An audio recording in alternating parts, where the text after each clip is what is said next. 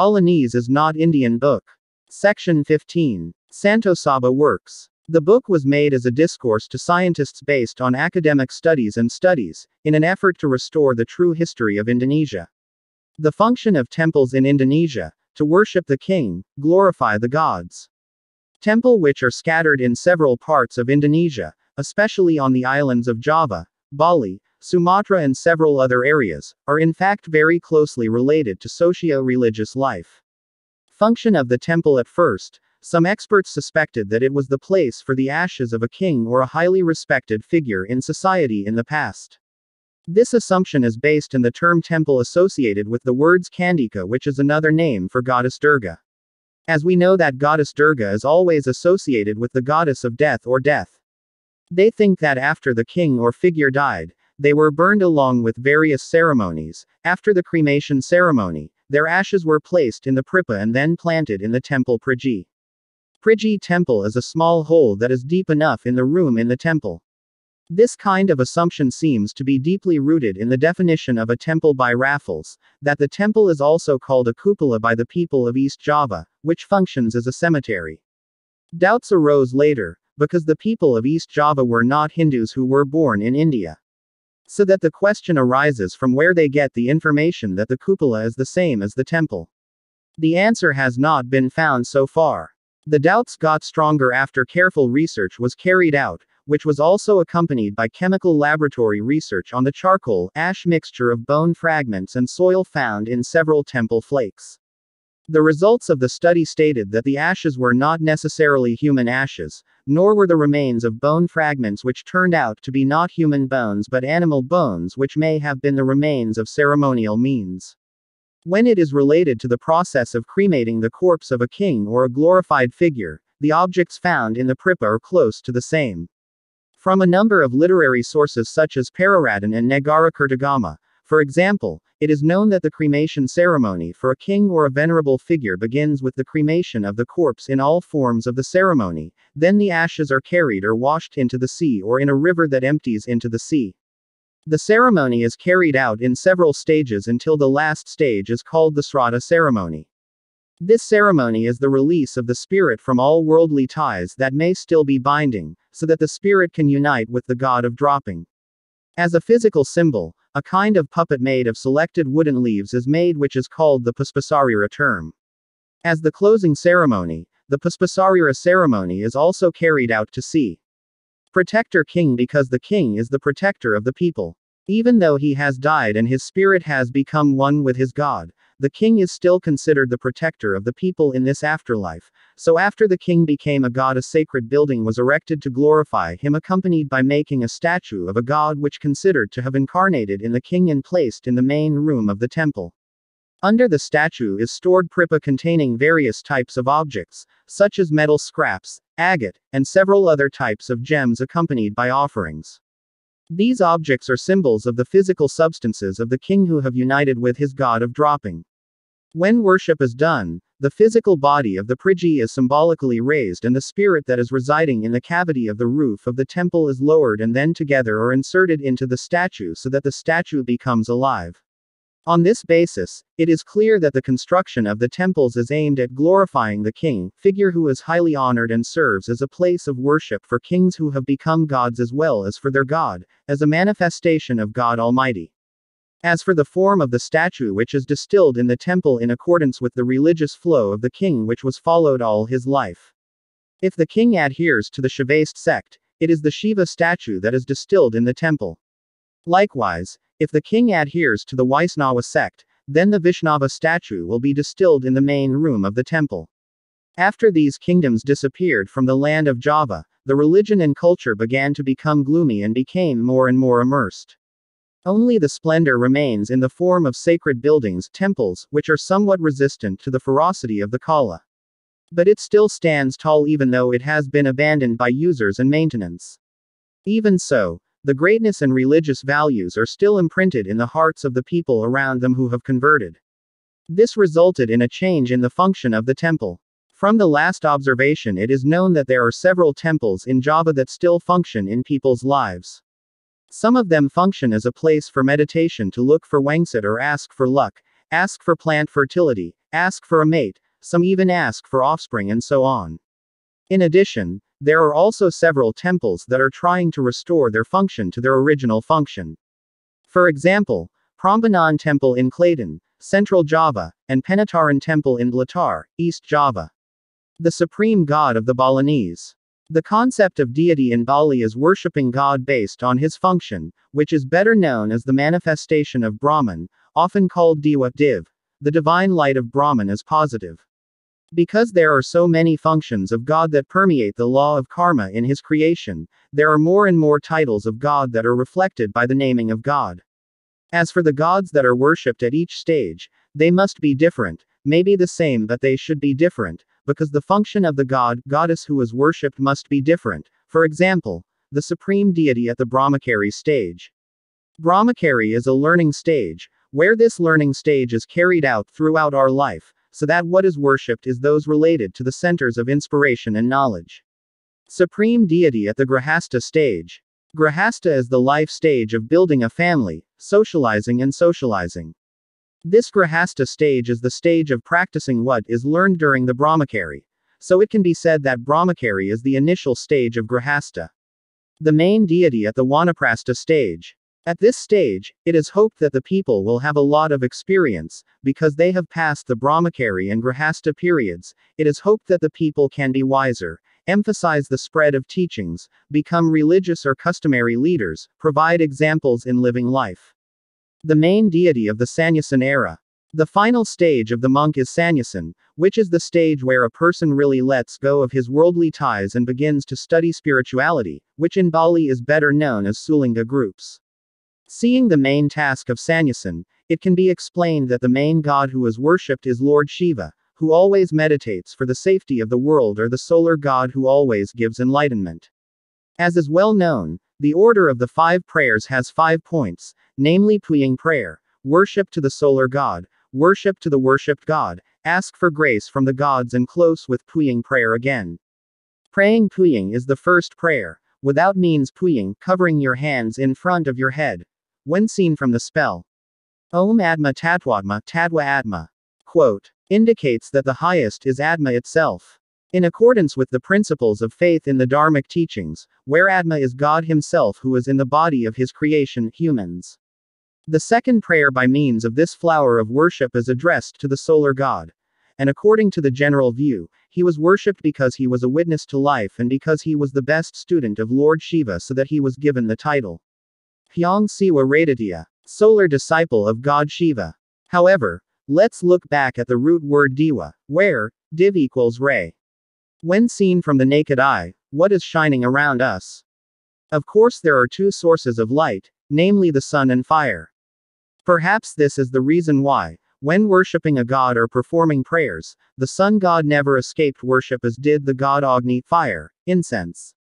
An indication of the solar god as the supreme god can be seen from Dasa Aksara literature, where it is stated that the 10 holy letters of evilness are Sa, Ba, Ta, A, I, Na, Ma, Si, Wa, Yes. And when read in a Balinese dialect, it will read Sa Bet I. The name is Shiva Ya, which means as long as the sun shines, especially, it can be called Shiva. This understanding was developed by the Suicidhanta sect, which dominates the spirituality in Bali. So the sun, aka Surya, is seen as the main thing. Not only Bali, even from the early days of human civilization, the solar god was crowned the highest god, was the representative of God. The evidence. Ancient Egyptian civilization. Dewa Aten, or Dewa Ra, the sun god, is the supreme god. Aztec nation. Incas and Maya, South America, made Huitzilopochtli, the sun god, is the highest god. Frisian nation. Ancient Phoenicia worshipped the god Wr Alda, the sun is the supreme god. The ancient Greeks knew the god Apollo, the sun. The Sumerians know the god Shamash. The Amorites Babylonians worship the god Marduk, the sun is the highest god.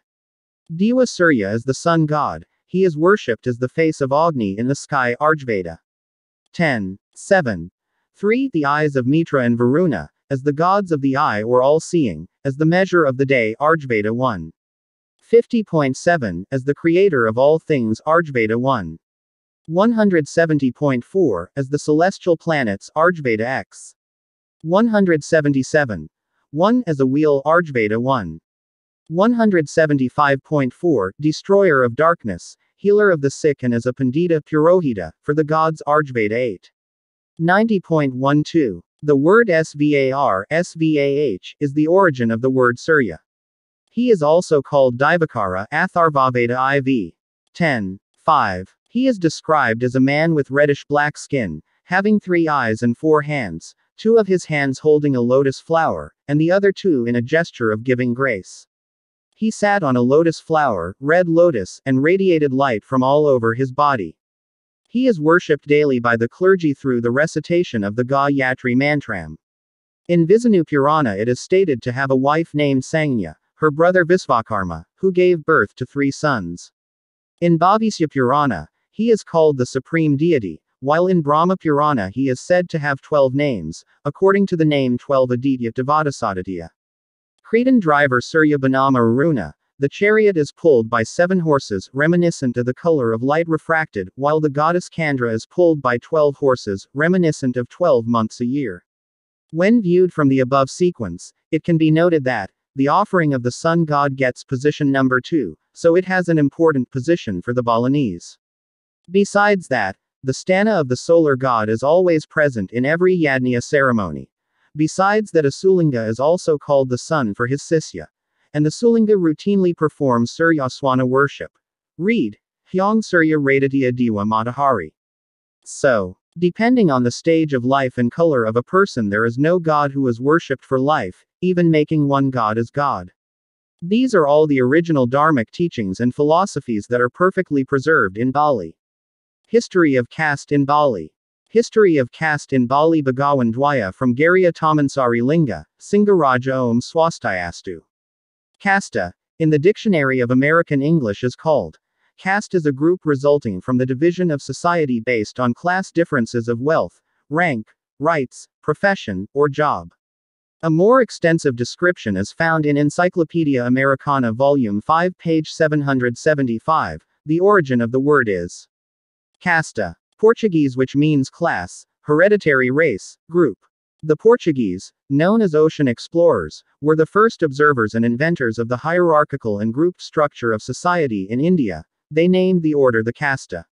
This order then developed in Europe, especially in England, France, Russia, Spain and Portugal. The socialization of casta in Europe thrived because it was supported by the form of monarchy, kingdom, government and agrarian life. The elites at that time were the king, the prince, nobility, and the landlord, master, owner of the agricultural land, the common people, mostly agricultural workers, for example in Russia, are referred to as the proletariat. They are a humiliated majority group, live in hardship, and are always victims of exploitation by the elite. Over time this order changed due to 3 main things, namely 1. French and Bolshevik Russia revolution, which abolished the monarchy and the landlord. 2. Industrialization, which reduces the role of the agricultural sector. 3. Development of Christianity, which emphasizes the aspect of affection among mankind. However, casta is not completely lost. He changes form as class system, which is defined as a differentiation among men according to such categories as wealth, position, and power. This class system is analyzed scientifically by various community leaders. The most prominent is Karl Marx with his theory, The Relations of Production.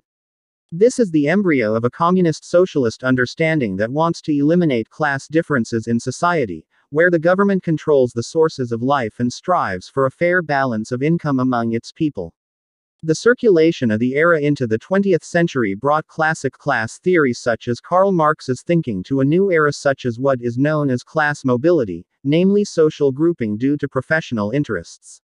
Now we are used to hearing groups of groups: businessmen, bureaucrats, intellectuals, military and clergy. They then bind themselves more specifically into organizations such as IKADIN, IDI, ICMI, ICHI, MUI, PHDI. India, which is referred to in various sources as the origin of the Stelsel caste, actually has about 3,000 social groups, but generally they can be divided into 4. This grouping in India is not only found in the Hindu community, but also in communities of other religions, for example the followers of Islam in groups of Saeed, Sheikh, Pathan, and Momin. Christians group in Chaldean Syrians, Jacobite Syrians, Latin Catholics, and Marthamite Syrians. Buddhists group in Mahayana, Hinayana, and Theravada. The first term used in India is not caste but varnas, Sanskrit which means color. Found in the Rig Veda around 3000 BC, namely Brahmin, priest, Kshatriya, warriors and government, Vaishya, traders, businessmen, and Sudras, servants. The first three groups are mentioned. Dwij. Because his birth was celebrated with a procession of purification. In Bhagavad Gita IV Conversation the 13th verse is written, Shatir Varnyam Maya Sristham, for karma vibhagasha, tesa kartaram api mam, vidya kartaram avyayam. Means, color chess is my creation, according to the division of quality and labor, but know that even if the creator, I do not act and change myself. Color is a profession or field of work carried out by a person according to his talents and expertise. There is no difference in degrees between them because each of them performs karma in a complementary way. The mantras of the 18th, 48th Yajurveda verse, read. Rukam no dahi brahm anasu. Rukam rajasu nas kurdi. Rukam visyasu sudrasu. Mai dahi ruka rukam. Means, O God Almighty, be willing to give glory to the Brahmins, the Kshatriyas, the Vaisyas and the Sudras. May you bestow endless brilliance on us. The 30th Yajurveda Sloka, 5 reads. Brahmane Brahmanam, Kshatriya, Rajanyam, Marupo Vaistam, Tapas Sudram. Means, God Almighty has created the Brahmins for knowledge, the Kshatriyas for protection, the Vaisyas for commerce, and the Sudras for physical work. The four kinds of professions are parts derived from the Holy One and only God, or likened to the anatomy of the human body in a society, as in the Yajurveda. Verse 31:11 states, Brahmano Asya Mukam Acid, the shoulder of the king of Kurta. Uru Tadasya Yad Vaisya, Padbyam Pseudo Ajayata. Means, the Brahman is the mouth of the Supreme Lord, the Kshatriya of his arms, Vaisya his thighs, and the Sudra of his feet. Furthermore, a prayer containing the hope that each profession, color will carry out a good swadharma can be found in Yajurveda Sloka 3381. Pravakarvana Sakeo Vipastika. Meaning, Brahmins should shine like fire, wise, and learned. Yajurveda Sloka 20 and 25. Yatra Brahma Ca Ksatram Ca, Samyanko Karata Saha, Tam Lokam Punyam Pragnasam, Yatra Deva Sahagnina. Means, in that country the citizens should be treated as best they can, there the Brahmins and the knights live in harmony and the learned people make offerings, sacrifices. The conclusion is color is realistic and ideally all professionals do their best for the common interest and welfare of mankind. A person's color is not permanent, let alone hereditary. For example, a farmer, colored Sudra, because of his diligence in sending his child to school and later becoming a regent, his child has become the color of Kshatriya. On the other hand, a Brahmin descendant who is no longer a Wiku profession cannot be called a Brahmana color. A change in status in a person can even occur at any time according to his/her field of work. For example, a boy in an office who is concurrently a member of the Pura, Sangha Pamarajan. When on duty as a messenger he has the color of Sudra, but when he is in charge of Nantep Payadalan at the temple he has the color of Brahman. The colors that are perpetuated and even passed down from generation to generation occur in India, as an attempt by the elite to maintain the status quo, which actually deviates greatly from the sacred teachings of the Vedas. This symptom of perpetuating color was what the Portuguese saw, so the term emerged. Casta. As outlined above, the application of the stylized caste in India has divided the community so that they fought each other. In these conditions the spirit of nationalism faded so that India was easily divided and eventually colonized by the British. Mahatma Gandhi's struggle to revive Indian nationalism was paid very dearly in his own soul when he was shot by a caste fanatic. Hinduism then spread to Indonesia, complete with social structures according to their colors. At first in Java, the order of society was still pure according to the Vedas, namely the order according to the profession or color. When Majapahit wanted to expand the kingdom with the goal of unifying the archipelago, which was famous for its Gajamada Palapa oath, Majapahit defeated the Bali Dwipa kingdom in the 13th century. The Majapahit invaders brought along the elites who led the Samprangan kingdom. The elite were called Trawangsa, namely Brahmana, Knight, and Wesya. All the indigenous Balinese, who were colonized, were classified as Wangsa Sudra. Gajamada's political goal is so that the Balinese cannot exist, so that the continuity of the Samprangan government can continue. Since that time, color in Bali changes to nation or caste, because the rights of nobility are passed on to future generations. After the kingdoms in Bali collapsed, then Indonesia became a republican state, their royal rights automatically disappeared. However, the titles of his first names are still used, simply to commemorate past glories and perhaps for other reasons, namely honoring ancestors. Now it is only the people who judge a person's position.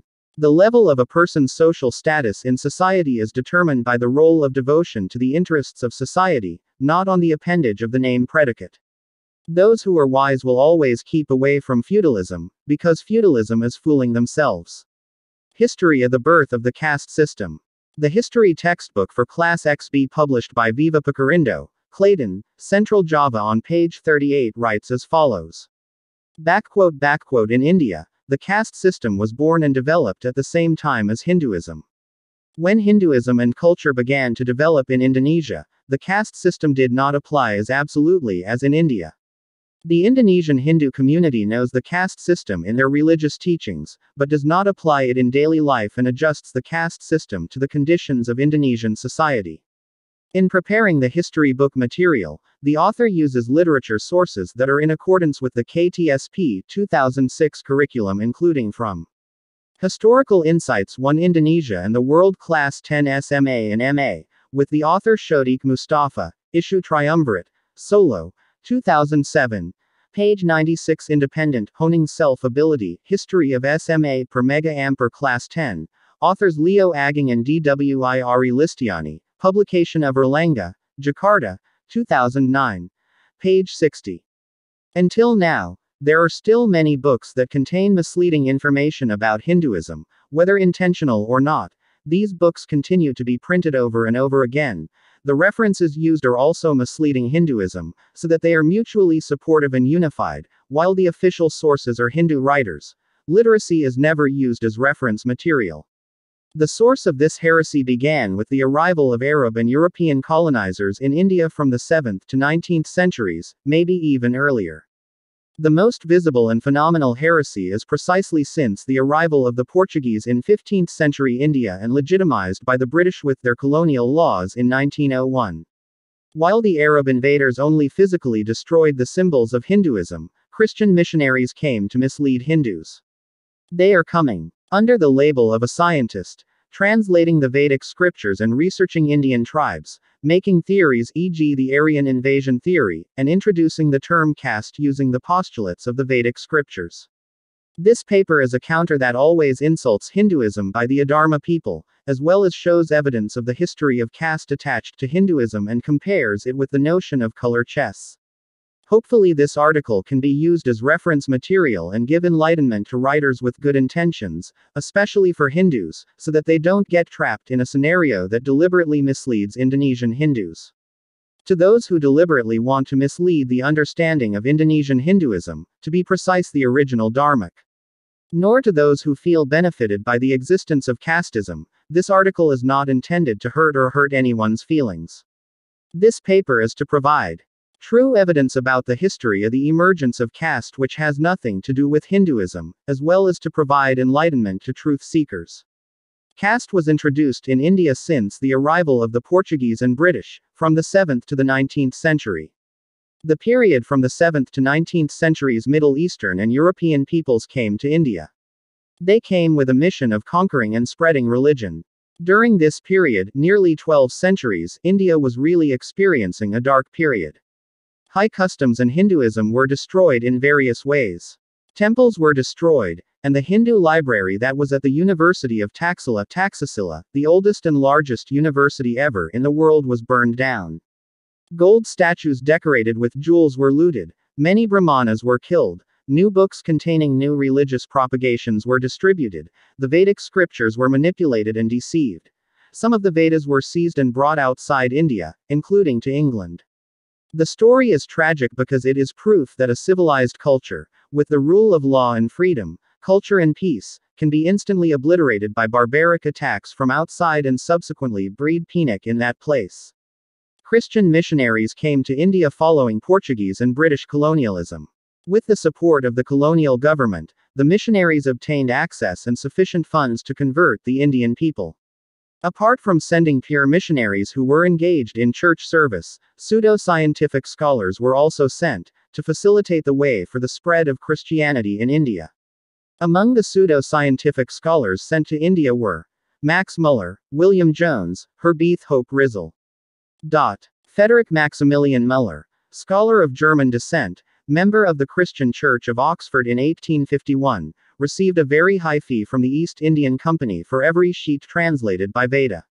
Max Muller's letters dated the 25th of August 1856 and the 16th of December 1868 reveal the fact that Max Muller wanted to bring Christianity to India and get rid of Hinduism. www. Encyclopedia of Authentic Hinduism. Max Muller once wrote a letter to his wife, dated the 9th of December 1867, which was published in London and New York in 1902 as follows. The subsequent Vedic translation will tell for the most part on India's destiny for the growing millions of souls of the land. This is the root of their religion, and to show them what the root is, I feel sure, is the only way to uproot all that has sprung from it during the last 3,000 years. Hindu Dark Period in India. Indologists deceive the global view of Hinduism. Max Muller's writings are supported by his colleagues, including William Jones and Herbeth Hope Rizal. Dr. William Jones, a radical political thinker, married the eldest daughter of Dr. Jonathan Shipley, Bishop of Landraff and Bishop of St. Asaph. Served as a judge in Calcutta, also concurrently head of the Asiatic Society of Bengal, also secretly as a missionary.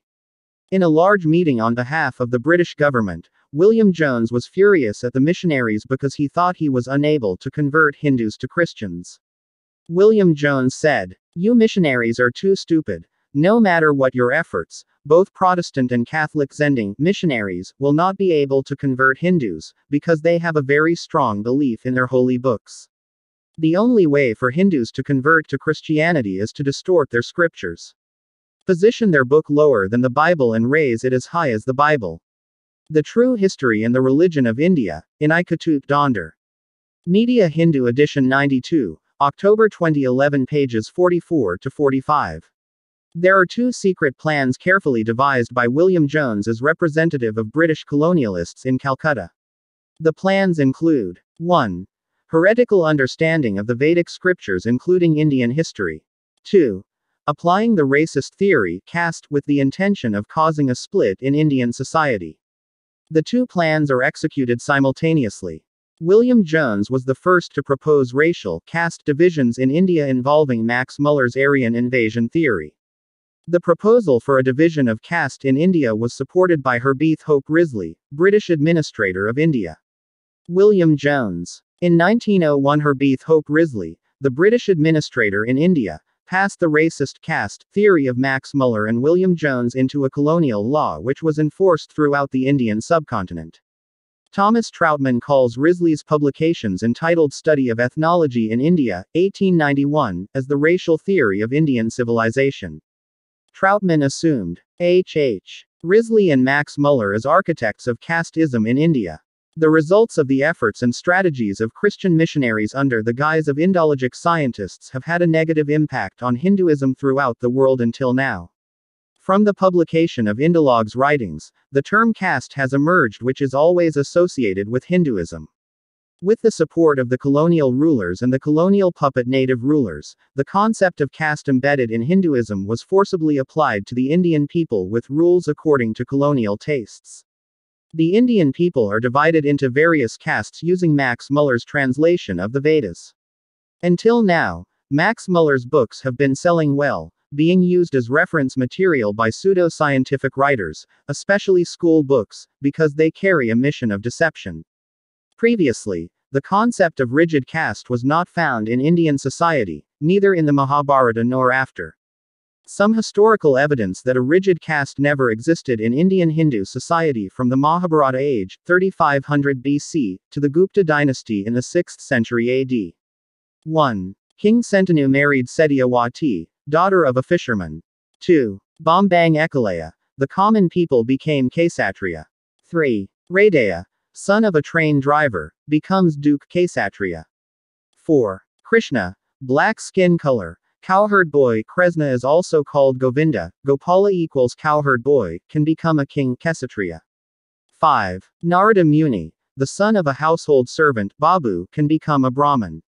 6. Maharsi Vyasa, in Java called Bhagawan Abhiyoso, black skin, wide nose, thick lips, bulging eyes, his mother is a boatman, fisherman. Hindus consider it Nabi, because it was he who codified the Vedas. Maharsi Vyasa is also known as Krishna Dwaipayana, because he is black, not an Aryan race, and can be a Brahmin. 7. Kavish Ailush was born to commoners, could be a Brahmin. Kavish Ailush was instrumental in writing the Vedic mantras of the Rig Veda Mandala 10. 8. The son of Jabalas, Satyakama, was born to an unknown father, could become a Brahmana, RSI, because he was diligent in studying the Vedic mantras.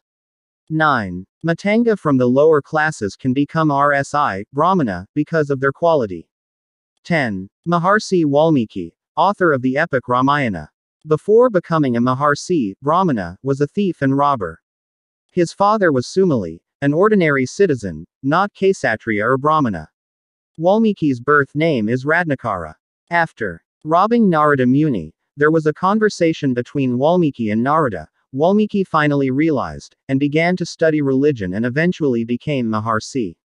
11. Thiruvalluvar, son of a tailor-weaver, thanks to his perseverance in learning he became a Brahmana. Thiruvalluvar the author of Thirukkural in South India.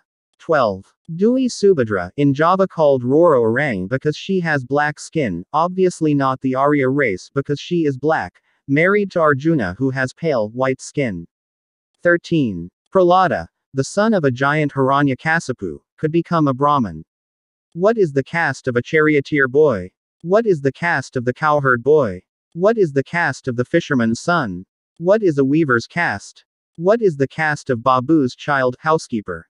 What is Brahmokora caste? What is Krishna's skin color? What is Dewi Subhadra's skin color and Maharsi Vyasa's skin color? They are dark skin, not white, as Max Muller's translation of color chess with color race. People with black, dark skin can be either Brahmins or Kshatriya. Max Muller translated color chess to be the same as 4 skin colors, namely, white skin is for the Aryan race for the Brahmin caste, red skin is also for the Aryan race for the Kshatriya caste, green, blue skin for the Vaisya caste, and black skin is for the Dravidian race for the Sudra caste. Max Muller C.S. has neglected the role of Maharsi Vyasa, Sri Kresna, the black goddess Subhadra. Maharsi Vyasa and Sri Kresna are role models for Hindus, they are black. These facts undermine the racial caste theory developed by Max Muller, William Jones, Herbeth Hope Risley. Associating castes with Hinduism is a deliberate heresy by Max Muller at the behest of British colonialists. In Indonesia, the rigid caste was not found until the end of the late 14th century Majapahit kingdom. Caste only existed in Indonesia after the collapse of the Majapahit Empire. Historical evidence of caste does not exist in Indonesia during the royal kingdom, including the following. 1. Ken Arok, a thief Brahmokora in the forests of East Java, from a family that was neither Kshatriya nor Brahmin, and finally realized and learned from Mpu Purwanatha, Ken Dede's father, in Tumapel, could become a king Kshatriya in Singosari. 2. Damar Wulan, a horse raiser, grass sickle worker, could become a king Kshatriya in Majapahit and changed his name to Brahajaya. 3. Kibo Iwa, a soil digger and well worker in Bali, thanks to his courage, he could become a Pada Kshatriya in Bali during the reign of King Ratnabhumi Banten. 4. Erlangga, a king in Kahuripan, East Java, after retiring, chose to become. 5. The Brahmin with the title Rsi Jatayu. 6. Mpu Sendok, a Brahmana, his children became Kshatriya in Medang Kemulan. 7. Mahapati Gajamata, the Prime Minister of Majapahit, born to an unknown family, which is clearly neither Kshatriya nor Brahmin descent, has become Indonesia's leading Kshatriya throughout Indonesian history. 8. Ketut Kresna Kepakizan, the son of a Brahmana from East Java, became a Duke Kshatriya in Samprangan Bali with the title Sri Kresna Kepakizan. 9. Pada Yuling, who sent the residents of Pasek Gelgel and Pasek Bendesa in Bali. The child of Mpu Dwijaksara, Brahmana, could become a Pada Kshatriya during the transition in Bali after Raja Ratna Bhumi Banten was defeated by Majapahit. Mpu Dwijaksara, Brahmana, the father of Pada Yuling, could become Kshatriya, which is to become the king of Bali, before Kresna Kepakizan was appointed in a limited manner. What is the caste of a Robert Bromokora? What is the caste of a horse raiser? Ken Eric, Gajamata and Damar Wulan clearly did not come from the Brahmin caste, not Kshatriya, nor Wesya. But he can become Kshatriya thanks to his learning process and skills. Not because of heredity. In Indonesia, casteism began to spread after the collapse of the Majapahit kingdom in 1478 AD, almost close to the fall of the Goa India kingdom by the Portuguese in 1511, and the era of the spread of Christian concepts, Christianization, throughout the world, which was marked by colonialization and slavery. Caste in Indonesia, Bali. Caste started to exist in Indonesia after the collapse of Majapahit. At the end of the Majapahit period, especially in the early 15th century, casteism began to spread. Many Kshatriya scholars and Brahmins began to be influenced by the propaganda of Christian missionaries and other Adharma people. They forget their self-help as Kshatriya and Brahmana, seduced by the treasure of power and women. King of Majapahit Brajaya V, who was old and very old, was tempted by a woman as a gift from the guardians. Women whose origins are unclear always persuade Brajaya V to leave the religion of the ancestral religion of Majapahit and follow the religion of his wife. Brahmins and scholars were misled by new ideas from Europe and Arabia. They adopted the concepts of caste and slavery without being critically evaluated. To make matters worse, the Brahmanas mostly gathered around the palace, in order to legitimize the king's policy. Finally, the people were left behind in their religious tattoos, so they were easily converted and became foreign colonies. Majapahit collapsed in 1478, and the center of government was continued by Demak Bintaro. During the reign of Demak and Mataram Islam, caste was increasingly flourishing in Java. The title of religious figures in Java, Indonesia such as K.H., Habib, Abu, Sheikh. And Javanese aristocrats are increasingly diverse, such as Raden R.A., GPA, GPAA, KRT, GKR, GPH, GB, GPB. Javanese society is divided into the Kiai group, the Habib group, the Saudagar group, Priyayi and Wong Silik. Previously, the title of nobility in Java, Indonesia was simply called Raden, while the king was called Shri, such as Raden Wijaya, Sri Dharmawangsa, and religious figures were called Umpu, such as Umpu Sendok, Umpu Seda, Umpu Barada. The destruction of Majapahit in 1478 was not a lesson for the people in Bali. A Pegang Si from Majapahit was appointed as Bagawanta kingdom in Gelgel. He is Danghyang Nararta. In 1489, 11 years after the Majapahit Empire collapsed, Dagyang Nararta came to Bali with teachings that were influenced by the global political map at that time, 15th century global political map, namely the concept of castes and slavery. Nararta also forbade his children to worship statues. In Lombok, Nararta teaches Islam Wetudulu. Its teachings can be seen in Geguritan Islam Wetudulu. He was given the title Haji Duta Semeru. It is said that whether it is true or not, he has ever made the pilgrimage to Mecca. There is a story about the similarity between Nararta and Syek Siti Jenar, namely that they are both able to turn worms into humans. According to the Babad Brahmana, when Nararta arrived in Bali, Nararta recited a mantra, heard by a necklace worm. The necklace worm then became a human being named Nyi Barrett, who later became one of his wives and had children until now. And claimed to be Brahmin caste. Because of his supernatural powers, Nararta was appointed as the royal Bagawanta at Gelgel. At that time, the ruler of Gelgel was Dalem Wadarangong 1460-1550. At the suggestion of Danghyang Narada, the clerk of the Gelgul kingdom, Balinese people were restructured into various kinds of castes. Since then, caste has emerged which is attached to religion in Bali. The Brahmana caste consists of children and descendants of Danghyang Narada, including his descendants who came from the incarnation mother of the necklace worm Nyi Bharat. The Kshatriya caste is taken from the descendants of the Gelgul Dalem and Wesya and Sudra who consist of the Balinese Aga residents. This awig was legalized by the Watarangong court. After these castes were legalized, slavery was also imposed. The kings of Bali, with the support of a group that claimed to be Brahmana, made a wig to legalize slavery. Punishing the Balinese people who are religious, this awig does not apply to people other than people who violate awig as slaves who can be sold by the king. The kings of Bali obtained the treasure by exporting slaves to the company in Batavia.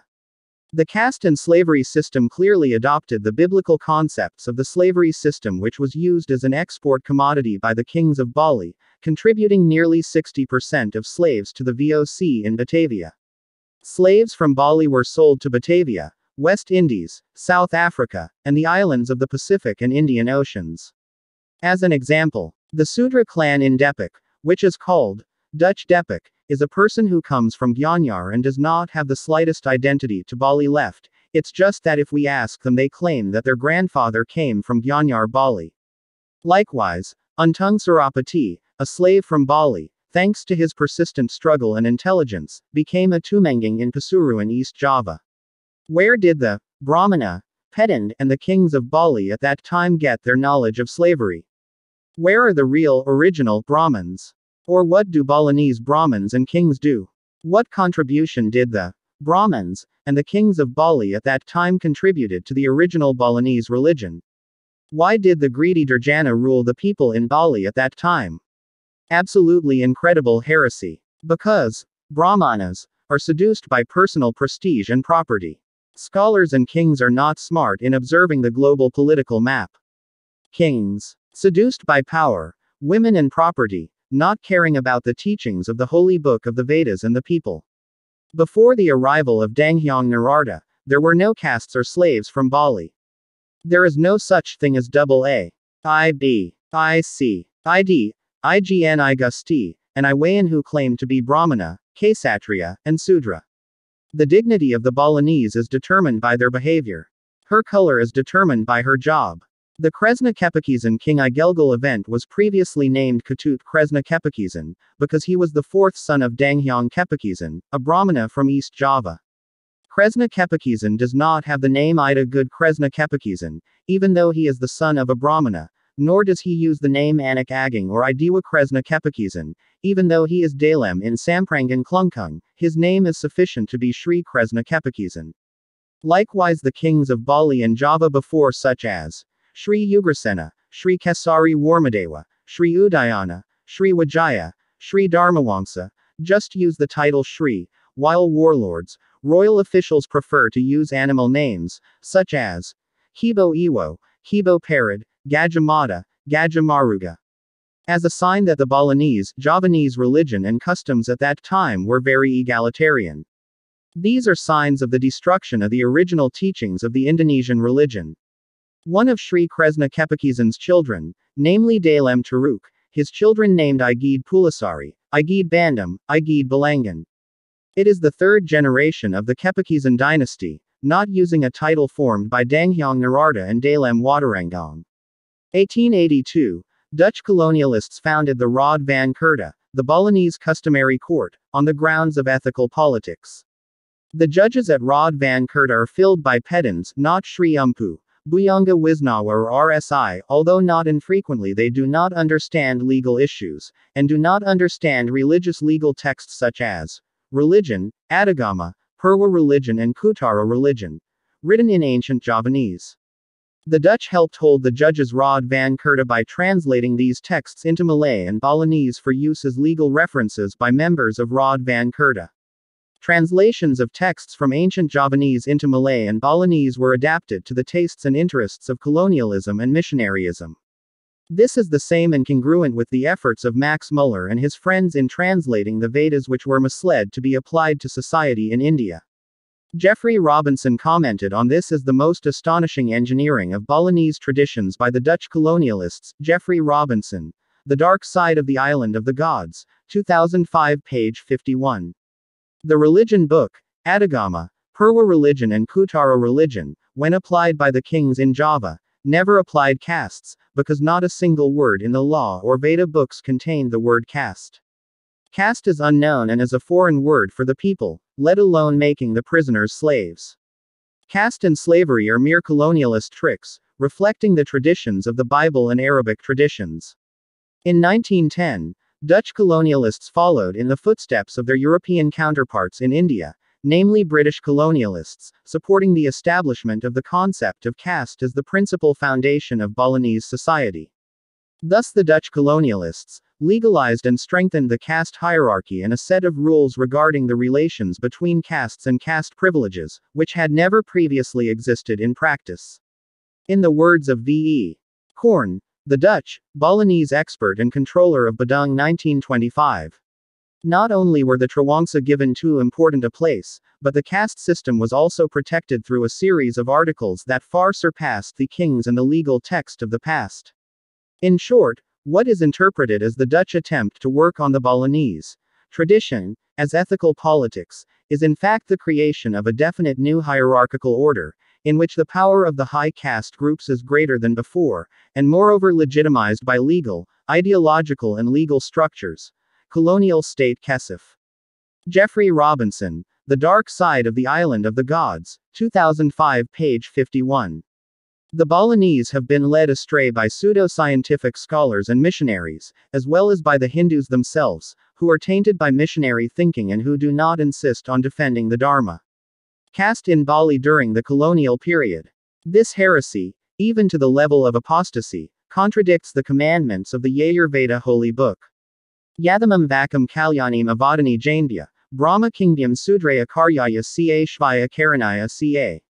Should preach this holy word to all mankind, both to Brahmins, kings and to the community of traders, farmers and fishermen and workers, to my people and even to foreigners. Only those who call themselves the Brahmana caste are allowed to study religion. Religion is monopolized by one group, while the people are not allowed to study religion. If they learn religion, they can practice it crazy, he said. Even Rezi Gautama, where did you get the title Rishi? Ordered people to be smeared outside the Brahmin caste, if they dared to read the Vedas. Ahewar, and, Anak Mule Kito, are phrases that are always heard when children ask questions about religion. Nawagang Antik Linga, also a phrase that is always heard preceding conversations with new people. This is apostasy and heresy that has become. This heresy was supported by the Dutch colonialist government and Christian missionaries who were sent to convert the Balinese. The colonialist government strengthened the concept of caste in the practice of colonial rule. In the minutes of the Administrative Conference September 15–17, 1910, Collect T. Korn. Number 166. The Dutch colonial government supported the concept of caste as the principal foundation of Balinese society. In practice, the Dutch colonialist government expanded the castes by appointing pro-colonial civil service employees and giving them aristocratic titles from generation to generation. V.E. Korn stated that, before the implementation of the Dutch colonialist government in Bali, many non-caste people held positions in political authority such as retainer, Setahan, Pembekel and so on compared to afterwards. The European Dutch government was so convinced of the idea that the three highest castes constituted the most important foundation of Balinese society, that almost members of these castes were appointed to high positions. Citing several examples, Korn said that in Buleleng, North Bali, before the casteism rule was implemented, 16 out of 26 Pungawas were not from the three high castes. Even many groups outside the three castes held high positions, for example as tax officials and judges in the pre-colonial period. V.E. Korn. Hedda Datrecht van Bali, 1932 In the Dark Side of the Island of the Gods by Geoffrey Robinson, 2005. The rejection of the caste system which was linked to religion was not non-existent at that time, even when the idea of adopting color chess into the four castes was raised. Scholars as well as those who were concerned about development. Religion has reacted to protest against it, for example with the publication of Suryakanta, a Malay-language newspaper in Bali in the 1920s. But the onslaught of the Indologists who supported casteism was added to the support of colonialist and puppet native rulers. False Brahmanas are more powerful than those that oppose casteism. Moreover, the condition of the people at that time was helpless by colonialism, so that the Balinese people who were not Brahmanic caste were prohibited from learning Veda. Both the rigid concept of caste and its rules have been carried out, even though they have received constant opposition. On June 20, 1916, residents of Loja village, Karangasem, protested against Rod van Kurta's decision, followed in May 1917 by residents of Sukawati Gianyar village. At Dutch colonialist gunpoints, these protests could be quelled by paying for the lives of the helpless citizens of the Ummah. In the Sukawati case, 5 Hindus were killed, 11 people were injured and 26 people were arrested and sold as slaves. There is not a single word in the Vedas or Hindu law books that contains the word caste. Soekarno, who was born from the womb of Ni Nyoman Rai Sarimban, a resident of Pasek Bale Agang Dilaleng, his ancestor was one father and one mother with Ken deeds equals Empress Ken Arik. One of the ancestors of the kings in Java changed the name of his mother to Ida Ayu Nyoman Rai, in order perpetuates casteism that doesn't know self, created by a powerful Brahmin, who marries Jelmaanwormus necklace. In the 1980s, a new awareness grew among Hindus, with great respect, thanks to Juro Mangku Ketut Subandi, a Balinese traditional leader and Babad expert, who opened the shackles of the tyranny of casteism in Bali. Out loud, he advised Hindus to read the Veda and convert some people to become Sulinga, Shri Mpu. Juro Ketut Subandi also showed historical evidence of the ancestors of the Balinese people, through chronicles, which had been manipulated and boxed up in various castes. Now in the technological century, caste has begun to fade both in India and in Bali. Historical evidence has been shown. The arguments of racism, casteism attached to Hindus have been rejected and the original color chess concept is displayed, as written in the Vedas, not Max Muller's translation. But the Adharma people never lose their energy to keep pumping the spirit of casteism, which is attached to Hinduism. It seems that the heresy of the Vedas by the Adharma has never been lax. Like the ugly face of a mirror in a cleft, the concept of slavery was applied to Hindu communities in colonized India and Bali. The people of India and Bali at that time were powerless because they were under colonial pressure, so that it was as if casteism originated from the Vedas. Para Pedand, whose ancestors married the incarnation of the necklace worm, Sari, to quote from the Babad Brahmana book, consider their descendants to be of the Brahmin caste, something which clearly insults the Vedic scriptures. That the castes in Bali were created because of the ignorance of Hindu figures at that time, and were used by colonialism. Now Hindus are smart. Caste and slavery do not conform to the teachings of the Vedas, and original Dharmic teachings of the ancestors of the previous Indonesian nation. Bisama Parasada Hindu. Number 03 Basama, Sabah Pandita Parasada Pusat, X, 2002 dated 29 October 2002. Regarding the Varna chess practice, it has been issued, but if it is just Basama, there is still a lot of rebellion. There must be positive legal sanctions through the new Perda or Pekraman village law, to eliminate discrimination and casteism. A wig is made by humans, it can be renewed with a wig in accordance with the demands of the times for the benefit of humans. A wig which is proven to be heretical because it refers to the English Veda and Christian missionary translation of the Veda, must be destroyed and replaced with new wig which is more humane and religious in accordance with the original Sanskrit Veda book. Caste is a very rigid social stratification based on heredity, while color chess is based in the dynamic interaction of 3 karmic triasurs. As mentioned in Bhagavad Gita IV.13, Shatir Varnyam Maya Srishtam for Karma Vibhagasa, that is to say, color chess is my creation based in the karmic use attached to it. Triguna as the base for the formation of chess color consists of Sattvam, Rajas, Tamas. BG 14.5 states, Sattvam Rajas Tamas iti guna prakritisamdawa. Meaning, Sattvam Rajas Tamas was born from Prakrti. BG 14.6-8 mentions the characteristics of Sattvam, Nirmalawat equals nature beyond reproach. Prakasakam equals radiant. Animayam equals not knowing sad, suffering. Sukhasanjana equals giving pleasure. Jnanasanjana equals giving knowledge. Anaga equals beyond reproach. Tattoo characteristics. Raga equals lust. Atmakam equals alone. Tresna equals lust. Sangha equals bound. Karmasanjana equals bound by karma. Dahinam equals spiritual body. The four castes are not the same as color chess. Color chess is the four types of human personality. Tamas characteristics. Ijnanam equals ignorant. Mohanam equals confusion. Pramada equals don't care, don't care. Lasya equals lazy. Nibrabhas equals sleeping, lazy. Nidra equals sleeping. Satwam connects one person to happiness. Rajas connects people in deeds karma, while tamas closes knowledge and becomes less alert. BG 14.9. Furthermore, BG 14.11-13 mentions Satwam. His knowledge penetrates in the body through all doors. Rajas. Labham Lobha, active in business, private work activities. Keep trying. Spur a strong will. Tamas. Aprakaso lacking bright, not shining. Aprarti lazy. Pramada don't care, careless.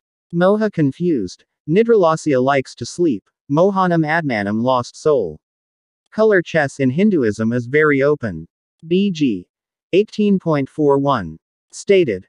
Brahmana Kshatriya Visam Sudranam Ca Parantapa, Karmani Pravibhaktani Swabhaprabhavir Guna. That means, Brahmana Kshatriya Vaisya and Sudra, their behavior is shaped by the inherent nature of use triguna. The difference in a person's color occurs due to the dynamic interaction between triguna and karma. Triguna consists of 1. Satwam, which is a storehouse of moral values, is a censor for individuals in determining right or wrong, good or evil. The nature of Satwam pays attention to moral principles, is a representation of general norms and morals. 2. Rajas, representing one's physical and social reality, serves as a balance between tamas and Satwam. 3. Tamas can be called a part of the primitive personality structure, unconscious, work irrationally and in full, is a drive of instinct. The pattern of behavior shown continuously by each individual according to Professor Dr. Kusuminto Setiwangaro is called personality.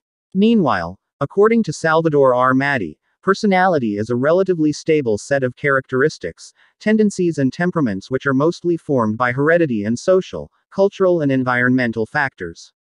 This set of variables determines the similarities and differences in individual behavior. So color chess can also be called the four typologies of personality according to Hindu psychology. It is very possible that Sigmund Freud developed his psychodynamic personality theory after reading the staples of the Gita. Sigmund Freud explains the differences in individual personality because each person experiences different primary stimuli, which are caused by the continuous conflict between the two parts of the personality structure, which according to the term Freud is called id, ego and superego. Personality, English personality, is not the same as character, English char actor. The personality is persistent, consistent over time and in various situations. Meanwhile, the character can change at any time. For example, he is stubborn, angry. A person can only be called a Brahmana if he shows the characteristics of his spirituality as mentioned in Bhagavad Gita 18.42, namely, Samo equals solemn, calm. Damas equals mastering the five senses, able to control oneself. Tapa equals able to control lust. Sakam equals pure. Arjawa equals sublime. K Santi equals peace, calm. Jnanam equals knowledgeable. Vainanam equals wise, experienced. Astikyam equals religious. A person is called Kshatriya if he shows the characteristics as mentioned in BG 18.43, namely, Soryam equals heroism, brave. Teho equals lively. Dritir equals firm. Daxiam equals good at completing tasks. Yud equals ready to fight. Apalayamam equals not cowardly. The interaction of Triguna and Karma forms the behavior patterns of the Brahman, Kshatriya, Vaisya and Sudra. Characteristics of Brahmana. Characteristics of Ksatr Yadana equals generous. Aiswarabhava equals as leading, authoritative. A person is called Wesya if he has the characteristics as mentioned in BG.108.44. KRSI equals agriculture.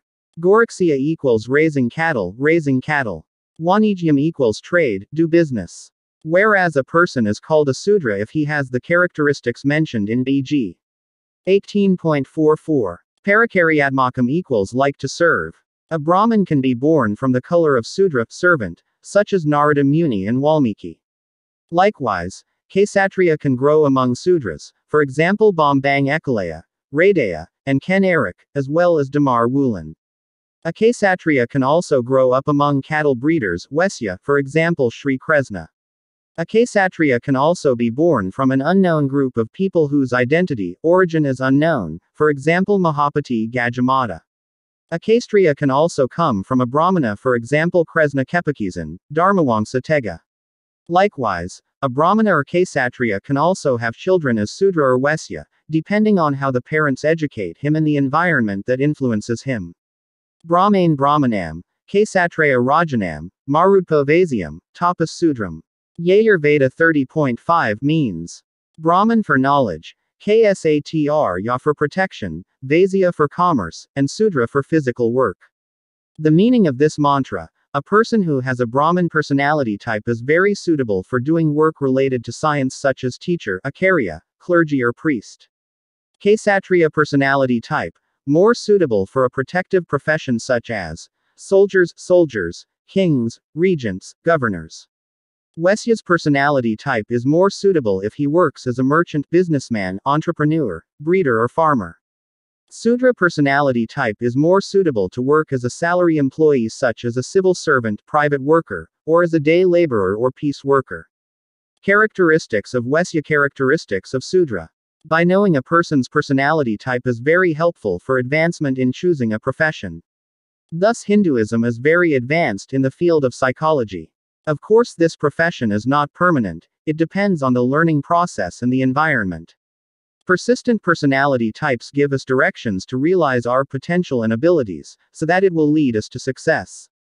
A person who is talented as an entrepreneur will be more successful if he becomes an entrepreneur than a soldier. Or someone who is talented to be a teacher will be more successful if he becomes a teacher, than if he becomes a lawyer. Then how to determine a person's personality type? According to R.B. Cattell, there are 16 basic characteristics that underlie differences in individual behavior. In the research that from developing a list of questions, 16 P.F. Cattell, 16 personalities factors, were used to measure the extent to which people have these characteristics. Among the traits Cattell has identified are quiet suave, practical imaginative, tense, humble and firm. The 16 features of the Cattell are two poles, each of which has two extremes, e.g. tense up. The Bhagavad Gita book can be used as a reference for modern psychology to find out a person's personality types. Personality can be identified by using personality traits, trait of personality, referring to the verses BG 14, 6-8 and BG 14, 11-13 and BG 18.42-44 above. By referring to these verses and observing the patterns of behavior shown by a person, we can conclude that someone has a Brahman personality type, a Kshatriya personality type, a Wesya personality type or a Sudra personality type. By using this psychology, we can also judge, is an army officer worthy of being called Kshatriya or not? A priest is worthy of being called a Brahmin or not? What about the officers who fled the battlefield deserted? A pastor who, does his pastoral business. Big entrepreneur, Wesya, who gets wealth by selling products prohibited by religion or law. Or as a farm laborer who behaves politely, always makes others happy, has extensive religious knowledge, looks attractive. Thus, Katar Warna is not appropriate to be translated as four groups of people based on the type of work. Because a person's job does not necessarily match their behavior patterns. Color chess is more suitable to be interpreted by four personality typologies. To find out a person's personality type, a series of tests can be used with reference to the Sloka Bhagavad Gita 14.11-13 and BG 18.42-44.